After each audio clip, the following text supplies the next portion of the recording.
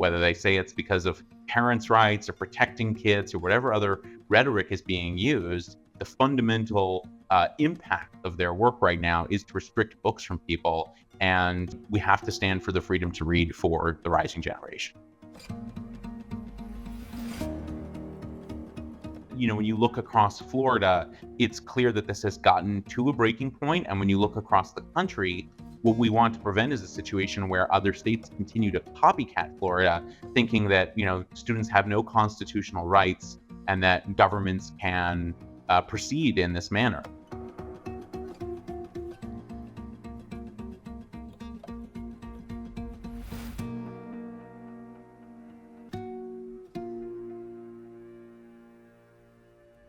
It's very clear when you look at the content of the objection forms and the conversations in the district that they do reflect a kind of animus toward books by Black authors and LGBTQ authors, and about stories that offer opportunities to have a conversation about racism or about LGBTQ equality.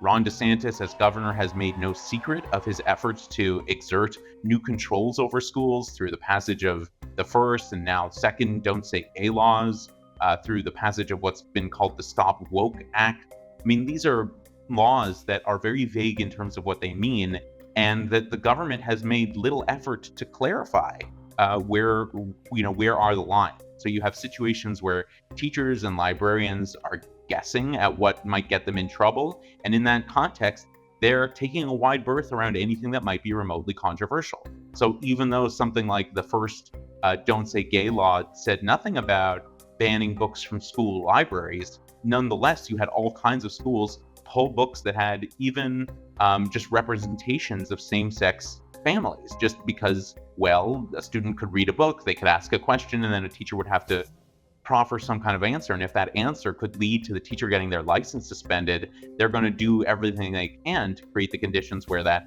question won't even be asked.